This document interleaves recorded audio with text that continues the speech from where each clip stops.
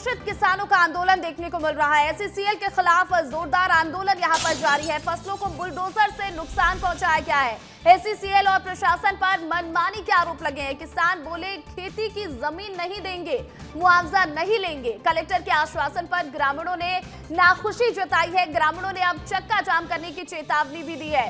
तो देखिए अंबिकापुर में किसान किस तरह से आक्रोशित हैं, आप इन तस्वीरों के माध्यम से समझिए। जो तमाम किसान हैं वो आंदोलन करते नजर आ रहे हैं, प्रदर्शन पे बैठे हुए हैं और एसईसीएल के खिलाफ जोरदार ये आंदोलन किसानों का देखने को मिल रहा है। फसलों को बुलडोजर से नुकसान पहुंचाया गया है। एसईसीएल और प्रशासन पर मनमानी के आरोप ये किसान लगा रहे हैं। आज यहाँ इकट्ठा इसलिए हुए हैं कि यहाँ जबरन मैंने बहुत पहले से प्रस्ताव दे चुके हैं शासन को कि हम लोग एसईसीएल को जमीन नहीं देना चाहते हैं। उसके आदेश के अनुसार ये तहसील से जारी हुआ था, उसका मैंने जवाब हम दे चुके हैं। लेकिन फिर भी बार बार कहाँ से मैंने ये लोग अधिग्रहण करके अपना प्रक्रिया पूरा कर लेते हैं और मैंने हम लोग को मैंने दबाव बना रहे हैं। कलेक्टर साहब के पास गए, तहसीलदार के पास गए, थाना में भी गए, लेकिन हम लोगों का अभी पक्ष में कोई बात नहीं हो पा रहा है। यहाँ खदान के विरोध के लिए पूरे गांव एकजुट हुए हैं। पूर्व में लगातार एसईसीएल के द्वारा और प्रशासन के द्वारा दबाव बनाकर ग्रामीणों के जो खड़ी फसल है उसको रौंद कर खदान खोलने का प्रयास किया जा रहा था।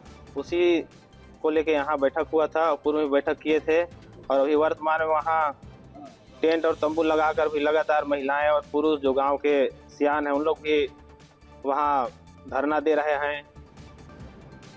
और खबर पर अधिक अपडेट के साथ दिलीप जायसवाल हमारे सहयोगी फोन कॉल पर जुड़ गए हैं। दिलीप बताइएगा कि आखिर क्या है पूरा मामला, किस वजह से किसान इतने आक्रोशित है कि प्रदर्शन करते नजर आ रहे हैं? देखिए एसईसीएल का मेरा कोल माइंस है जिसका एक्सटेंशन होना है, विस्तार होना है और जो गांव के लोग हैं उनका कहना है कि हमारे खेतों में इन दिनों फसल लगा हुआ है, धान की फसल लहलहा रही है और उनका कहना है कि जो मुआवजा का जो मापदंड है वो काफी कम है। जो रेट बाजार भाव है जमीन का उस रेट पर हम देने को चाहते हैं, अपना जमीन देना चाहते हैं, तो उसके साथ ही हमको नौकरी भी चाहिए। उसके अलावा उनका यही कहना है कि जो CSR मद के तहत अब तक एसईसीएल ने वहाँ पे जो काम किया है वो काफी कम है।